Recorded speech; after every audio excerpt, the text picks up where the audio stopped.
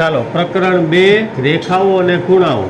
આ પ્રકરણમાં આપણે ભૂમિતિના કેટલાક મૂળભૂત ખ્યાલો જેવા કે બિંદુ, રેખા, કિરણ અને રેખાખંડ અને ખૂણા વિશે સમજ મેળવવાનું છે. તો આ બધા વિશે આપણે જાણવાનું છે. 4 મુદ્દાઓ: બિંદુ, રેખા, કિરણ, રેખાખંડ અને ખૂણા. 5 આના વિશે સમજવાનું છે. તો પહેલો મુદ્દો આપેલો છે આપણે બિંદુ. તો બિંદુ કોને કહેવાય? બિંદુ એને કહેવાય કે જે એક નાનું ટપકું હોય, એને લંબાઈ ન હોય, એને પહોળાઈ પણ ન હોય, એને ઊંચાઈ પણ ન હોય, પણ માત્ર એક ટપકું, એને કહેવાય બિંદુ. બિંદુની કોઈ ચોક્કસ વ્યાખ્યા હોતી નથી. અવકાશમાં એક નાનામાં નાનું ટપકું એટલે બિંદુ. આટલું આપણે સમજવાનું. બિંદુને તમે ઘણી બધી રીતે દર્શાવી શકો: પરિકરની અણીથી, પેન્સિલની અણીથી અને સોયની અણીથી. અહીંયા 3 બિંદુઓ આપેલા છે આપણને: ઝેડ બિંદુ, પી બિંદુ અને ટી બિંદુ. આ 3 બિંદુઓ છે. એને શું શું ન હોય? લંબાઈ ન હોય, પહોળાઈ ન હોય અને ઊંચાઈ ન હોય. આગળ રેખાખંડ. અહીંયા આપણને કીધું છે કે એક ટુકડાને વાળો અને ખોલો. શું તમને ગળી એટલે કે ક્રીઝ દેખાય છે? કોઈ પણ કાગળ હોય એને આપણે 2 વચ્ચે આ રીતે વાળીએ, અહીંયા આકૃતિમાં દેખાડેલું છે એ રીતે, તો એમાં ઘડી પડે છે. આ રેખાખંડનો ખ્યાલ આપે છે. તો જે આ ઘડી પડી છે ને, એ રેખાખંડ છે. આ તેને એ અને બી એમ 2 અંત્ય બિંદુઓ હોય. અંત્ય બિંદુ એટલે છેડો. શું છેડો હોય એનો? અહીંયા એ છેડો છે, અહીંયા બી છેડો છે. એ અને બી સાથે વિવિધ માર્ગો દ્વારા જોડવાનો પ્રયાસ કરો. જો અહીંયા આપણને એક આકૃતિ આપેલી છે, આકૃતિ 2.1. આ આકૃતિની અંદર આપણે એમ કીધું છે કે તમારે એ થી શરૂ કરવાનું છે અને બી સુધી પહોંચવાનું. તો એ થી બી સુધી પહોંચવામાં કેટલા બધા રસ્તા છે? આમાં 4 રસ્તા આપેલા છે. મને એમ થાય કે મારે 5મો રસ્તો લેવો છે, આવો. તો આ પણ પહોંચ્યા તો ખરા ને? પણ આમાંથી આપણે એ જોવાનું છે કે અહીંથી અહીંયા પહોંચવા માટે ટૂંકામાં ટૂંકો રસ્તો કયો? સીધો. આ વચ્ચેનો જો, આ એકદમ સીધો રસ્તો. તો એને શું કહેવાય? રેખાખંડ. એ બી 2 બિંદુઓને વચ્ચેનો ટૂંકામાં ટૂંકો રસ્તો એને કહેવાય રેખાખંડ. રેખાખંડને દર્શાવવા માટે આપણે 2 રીતે, આ એક રીત આ છે રેખાખંડ, એની માથે એક લીટો કરી નાખવાનો. આને ગણિતની ભાષામાં વંચાઈશું રેખાખંડ. એ બી. જ્યારે તમે આને વાંચો ને ત્યારે તમારે આ રીતે વાંચવાનું: રેખાખંડ એ બી. માથે કાંઈ નથી કર્યું, ખાલી એક છાપરું ફિટ કરી દીધું એ બી ની ઉપર. આને કહેવાય રેખાખંડ. હવે આગળ વધીએ. હવે આવે છે રેખા. તો અહીંયા આપણને એમ કીધું છે, કલ્પના કરો કે રેખાખંડ વંચાશે. શું આને? રેખાખંડ. એ બી ને એ થી બી તરફ અને બી થી એ તરફ, એ થી બી તરફ અને બી થી એ તરફ અનંત સુધી લંબાવવામાં આવે. આ એક યાદ રાખજો, અનંત એટલે એનો કોઈ માપ જ નહીં. લાંબુ લાંબુ લાંબુ કરી જ જવાનું. લંબાવવામાં આવે છે. જુઓ આકૃતિ 2.2. અહીંયા તમને આકૃતિ આપેલી છે, એને તમારે ધ્યાનથી જોવાની છે. આ એક રેખા માટેનું એક ઉદાહરણ છે. હવે તમને સમજાય છે. આ હતું એક ટપકું એટલે બિંદુ એ. પછી 2 ટપકા ભેગા થયા અને વચ્ચે એક લાઈન જોડી દીધી, એ બી, આને કહેવાય રેખાખંડ. અને હવે શું થયું કે ટપકા તો જોડવાના જ છે, પણ એની સાથે સાથે આ જે લાઈન છે એને હજી આગળ વધારવાની છે, આ એ બી. તો આને કહેવાય રેખા એ બી, આને કહેવાય રેખાખંડ એ બી. અને આને સંકેતમાં લખાય રેખાખંડને આ રીતે, અને ફક્ત રેખાને સંકેતમાં લખાય એની માથે આ રીતે બે લીટા મૂકી અને એ બી મૂકી દેવાનું. આને કહેવાય રેખા. સમજાય છે? અહીંયા આપણને આપેલું છે એ અને બી માંથી પસાર થતી રેખાને એ બી વડે દર્શાવાય છે. એને એ બી પણ કહી શકો અથવા તો બી એ આગળ પાછળ કરી શકો નામમાં. ચાલો હવે નિરીક્ષણ કરો કે બે બિંદુમાં ભિન્ન બિંદુમાંથી અનન્ય એટલે કે એક અને માત્ર એક જ રેખા પસાર થાય. એનું ઉદાહરણ આપણે જોવું હોય કે અહીંયા એક બિંદુ છે અને એક બિંદુ અહીંયા છે. આમાંથી માત્ર એક જ રેખા પસાર થઈ શકે. કઈ રીતે? તો કે ભાઈ અહીંથી એક શરૂઆત કરી અને આ રીતે જાય.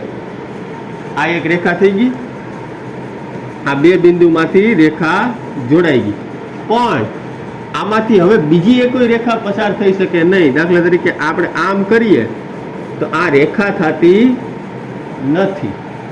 આને રેખા ન કહેવાય, કારણ કે રેખા સીધી હોય, એકદમ સીધી. એટલે એક જ રેખા બે બિંદુમાંથી પસાર થાય, એક કરતા વધારે થાય નહીં. પછી છે કિરણ. હવે કિરણ એટલે શું? રેખા જોઈ, રેખાખંડ જોયો, બિંદુ જોયું, હવે કિરણ. હવે આમાં એવું જ છે, કિરણ એ રેખાનો એક ભાગ છે જે એક બિંદુથી શરૂ થાય છે, જેને કિરણનું શરૂઆત અથવા તો પ્રારંભિક બિંદુ અથવા તો ઉદ્ભવ બિંદુ, આ બે નામ છે એના. ઉદ્ભવ બિંદુ તે એક જ દિશામાં અનંત સુધી જાય છે. રેખા આપણી બે દિશામાં જતી હતી, આગળ અને પાછળ, બંને દિશામાં. યાદ કરો, જતી હતી. પણ કિરણ છે ને એક જ બિંદુમાંથી શરૂ થાય. માની લો કે અહીંયા એ છે તો આ જ રીતે આગળ વધશે. અહીંયા બી હોય, સમજો તમે, તો એનો એ છેડો છે ને એ ફિક્સ છેડો થઈ ગયો. આનાથી વધારે હવે આગળ જઈ શકે નહીં. અહીંથી આ બાજુ ના જઈ શકે, પણ બી બાજુના છેડાથી તો જઈ શકે છે. આને કહેવાય કિરણ. સમજાય છે? ચાલો આગળ. કિરણને દર્શાવવા માટે અહીંયા આપણને કીધું છે, આપણે આ કિરણને કિરણ એપી તરીકે દર્શાવીએ. જ્યારે તમારી માથે આ રીતે લીટો આપે અને એ બી હોય તો આને વંચાય શું? કિરણ એ બી. આમ વાંચવાનું, લખવાનું કેમ? આ રીતે. ચાલો આગળ. વિચારો અને શોધો. અહીંયા આપણને વિચારવાનું છે અને શોધવાનું છે. પહેલો પ્રશ્ન, રિહાને કાગળના એક ટુકડા પર એક બિંદુ દર્શાવ્યું. આ બિંદુમાંથી પસાર થતી કેટલી રેખાઓ તે દોરી શકશે? તો આપણે રેહાનભાઈ જે કામ કરે છે એ આપણે અહીંયા કરીએ. આપણે અહીંયા એક ટપકું દર્શાવ્યું. હવે મારે આમાંથી રેખાઓ પસાર કરવી છે, તો કેટલી રેખાઓ પસાર થશે? વિચારીએ. 1 2 3 4 5 6 7 8 9 10 આ ચાલ્યા જ રાખે. એટલે કે આમાં તો કેટલી બધી રેખાઓ થઈ જાય. આપણે તો દોરી નથી શકતા, નકર આપણે જો દોરવા ધારીએ, મોટું દોરીએ તો કેટલી બધી એટલે અનંત. અનંતને આ રીતે આઠડો સુવડાવી દેવાનો, આને ઇન્ફિનિટી કહેવાય. એક બિંદુમાંથી અનંત રેખાઓ, અસંખ્ય રેખાઓ પસાર થાય. જે આપણે અહીંયા કાળું ટપકું હતું ને એમાંથી, એકમાંથી. બે માંથી કેટલા થાય? એક જ. અહીંયા જો એક કાળું ટપકું કરું ને તો આ એકેય રેખા અહીંયા પછી નહીં આવે, ફક્ત એક જ રેખા નીકળશે અને એ જ આને અડશે, બાકી કોઈ નહીં આવે. જો બે બિંદુ હોય તો એક રેખા, અને જો એક બિંદુ હોય તો હજારો, લાખો, કરોડો, અનંત. બીજો પ્રશ્ન, શીતલે કાગળના એક ટુકડા પર બે બિંદુઓ દર્શાવ્યા. બે બિંદુઓ દર્શાવ્યા. તે આ બંને બિંદુઓમાંથી પસાર થતી કુલ કેટલી જુદી જુદી રેખાઓ દોરી શકશે? તો એ જ પ્રશ્નનો જવાબ અહીંયા છે. શીતલે શું કર્યું? બે કાળા ટપકા કર્યા, આપણે આ બે બિંદુ થઈ ગયા, એમાંથી કેટલી રેખા પસાર થાય? એક. તો આનો જવાબ શું આવે? એક જ. એકથી વધારે ન થાય. ચાલો, પ્રશ્ન નંબર 2. આકૃતિ 2.4 માં રેખાખંડોના નામ આપો અને દર્શાવેલા 5 બિંદુઓમાં કયા બિંદુઓ ફક્ત એક જ રેખાખંડ પર છે, કયા બિંદુઓ બે રેખાખંડ પર છે? પહેલા તો રેખાખંડના શું આપવાના છે? નામ. તો અહીંયા આપણે નામ આપીએ. રેખાખંડના નામ. અહીંયા આપણને કેટલા રેખાખંડ દેખાય છે? એક આ, એને કહેવાય રેખાખંડ એલ એમ. પછી બીજો રેખાખંડ છે આ, રેખાખંડ એમ પી. ત્રીજો રેખાખંડ છે અહીંયા, રેખાખંડ પી ક્યુ. પછીનો રેખાખંડ છે અહીંયા, રેખાખંડ ક્યુ આર. આ પહેલા પ્રશ્નનો આપણે જવાબ આપ્યો. પછી શું પૂછ્યું છે? દર્શાવેલા 5 બિંદુઓમાંથી કયા બિંદુઓ ફક્ત એક જ રેખાખંડ ઉપર છે? ફક્ત એક જ રેખાખંડ ઉપર હોય એવા કયા બિંદુઓ છે? અને કયા બિંદુઓ બે રેખાખંડ ઉપર છે? તો અહીંયા એક જ રેખાખંડ એટલે કે એને પછી બીજે ક્યાંય છે નહીં એવું કોણ છે? એલ અને આર. તો બીજા પ્રશ્નનો એક જ રેખાખંડ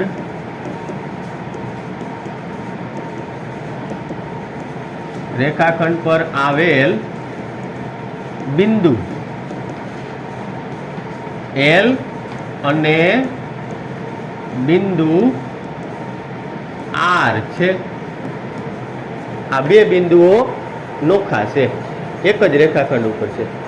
હવે કયા બિંદુઓ બે રેખાખંડ પર આવેલા છે? તો અહીંયા આપણને દેખાય છે એક આ અને એક આ. તો એના જવાબમાં બે બિંદુ બે રેખાખંડ પર આવેલા બિંદુઓ એમ પી અને ક્યુ છે. હવે આગળ આકૃતિ 2.5 માં દર્શાવેલ કિરણોના નામ આપો. શું ટી આ દરેક કિરણનું ઉદ્ભવ બિંદુ છે? આવું આપણને પૂછ્યું છે. અહીંયા આપણે એના નામ આપવાના છે. આકૃતિ 2.5 માં કિરણના નામ. અહીંયા બે કિરણ આપેલા છે, તો આપણે એના નામ આપીએ. કિરણોના નામ. પહેલું કિરણ છે ટી એ, આ દેખાય છે આ. બીજું કિરણ છે કિરણ ટી બી, ટી થી માંડી અને બી સુધીનું. આ પણ કિરણ છે. અને કિરણ ટી એન, અહીંથી અહીંયા સુધી, એ પણ એક કિરણ જ થશે. પછી શું પૂછ્યું છે? શું T ટી એટલે કે આ દરેક કિરણનું ઉદ્ભવ બિંદુ છે. બે કિરણ નીકળે છે, એ બે ક્યાંથી નીકળે છે? તો કે ટી માંથી નીકળે છે. તો એનો જવાબ છે હા, બિંદુ ટી એ બંને કિરણોનું ઉદ્ભવ બિંદુ છે. હવે આગળ વધીએ. પ્રશ્ન નંબર 4. નીચેના દરેકને દર્શાવવા માટે એક કાચી આકૃતિ દોરો અને યોગ્ય નામાંકન કરો. અહીંયા આપણે કાચી આકૃતિ દોરવાની છે અને યોગ્ય નામાંકન કરવાનું છે. પેલું, આને શું વંચાશે? રેખા. અહીંયા એક રેખા દોરું છું, ઓ પી, અને બીજી રેખા શું છે? ઓ ક્યુ.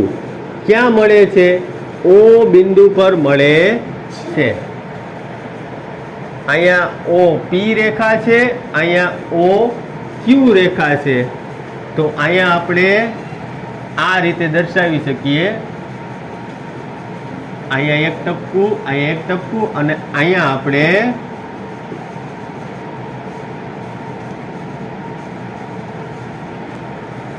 અહીંયા નામ આપી દેવાનું થશે. આપણે ઓ, અહીંયા પી અને અહીંયા ક્યુ.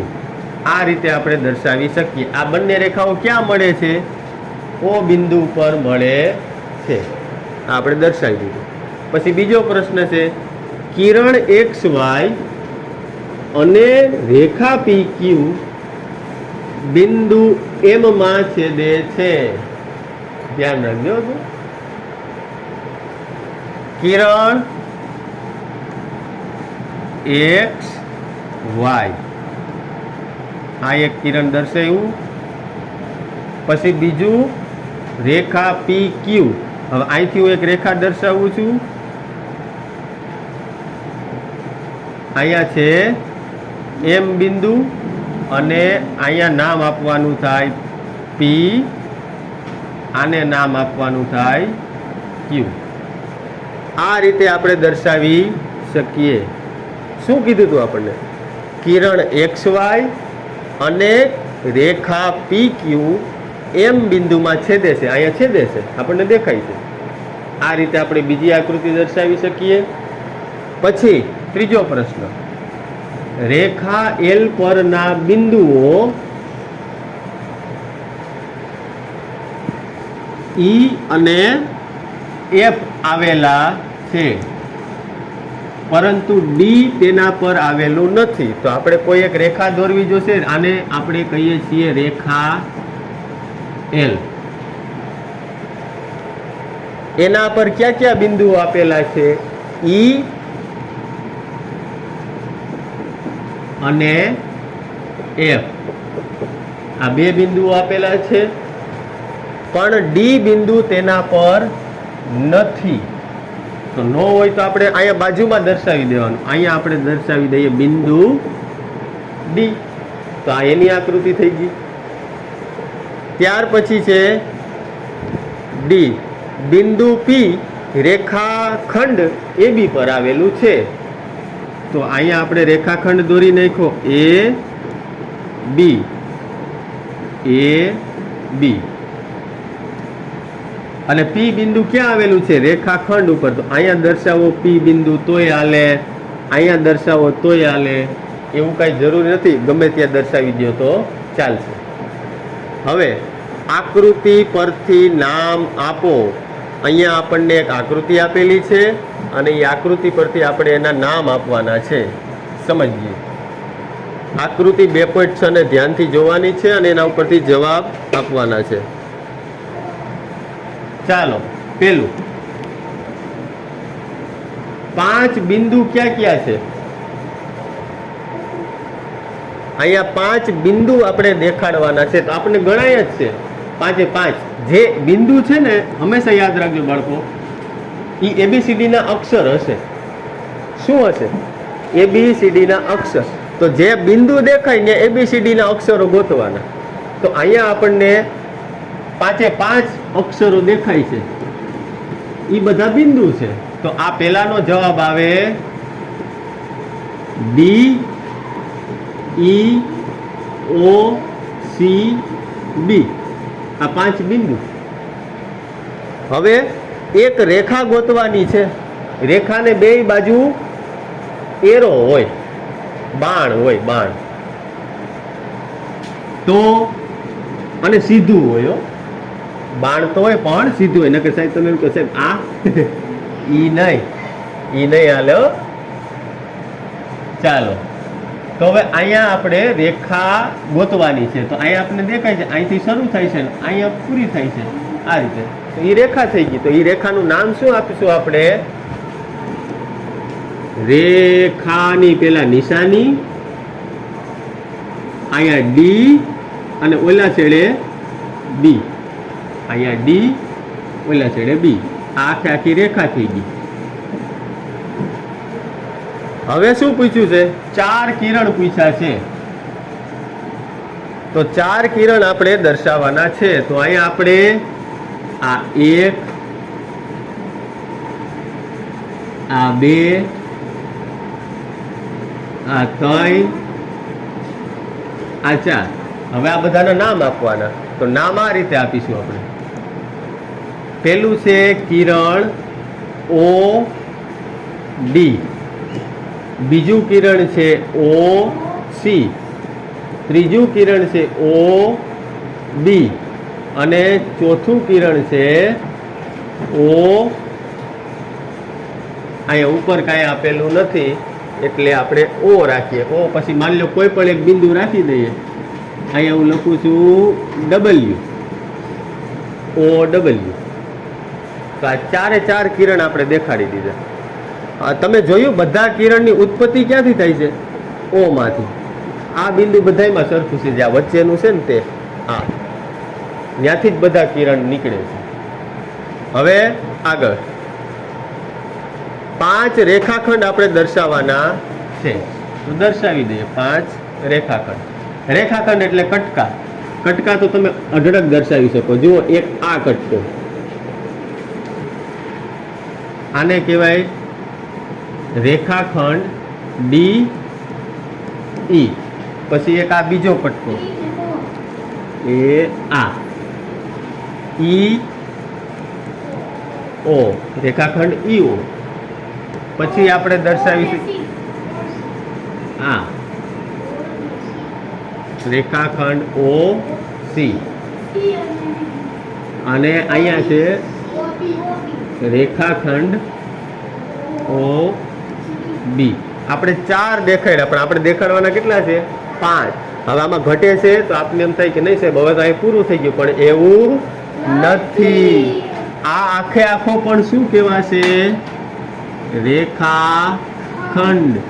તો રેખાખંડ એ શું થશે? DO. D થી માંડીને O સુધી, એમાં BE અંદર આવી ગયું.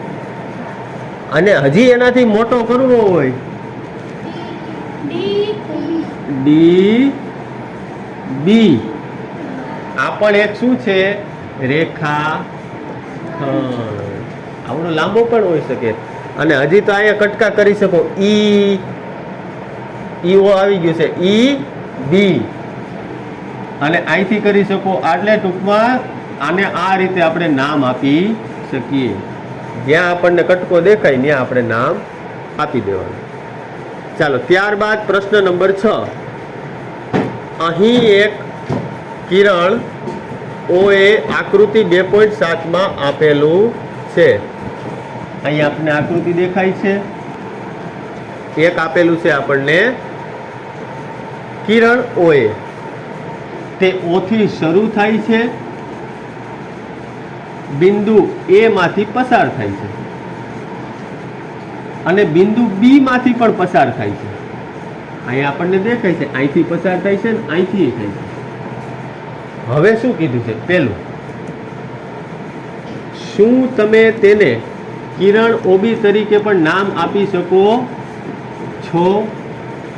શા માટે? તો આપણે એને આપી શકીએ. કારણ કે માત્ર આપણું આ એક ઓ બિંદુ છે ને, ઉદ્ભવ બિંદુ, એ બદલાવું જોઈએ નહીં. બાકી કિરણ તો અનંત સુધી હોય, તેમાં તો હજારો બિંદુ આવતા હોય જતા હોય. આખી એબીસીડી પૂરી થઈ જાય. કોઈ પણ નામ આપી શકો. તો અહીંયાનો જવાબ શું આવે? હા, કિરણ ઓબી તરીકે પણ નામ આપી શકાય. અને શા માટે આપી શકાય? કેમ કે કિરણ માં અનંત બિંદુઓ હોય.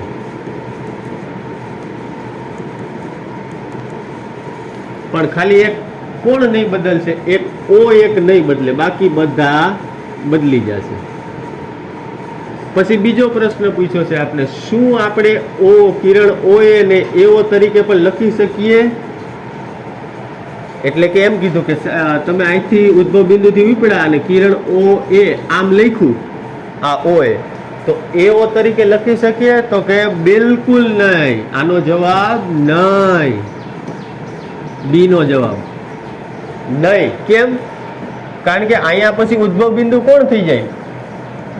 એ ઉદ્ભવ બિંદુ થઈ જાય. આ રીતે કિરણ થાય તો અહીંયા ઓ આવે, તો અહીંયા તો બધું ફરી ગયું. સમજાણું? રેખાને નામ આપી શકો આડાહરું, રેખાખંડને નામ આપી શકો, બીજા કોઈ એટલે કે આ કિરણને નામ આપી શકો નહીં. એનું ઉદ્ભવ બિંદુ હંમેશા એક જ રહેશે, એ બદલશે નહીં. લખી શકીએ? શા માટે નહીં? કારણ કે કિરણનું ઉદ્ભવ બિંદુ એક અને માત્ર એક જ હોય.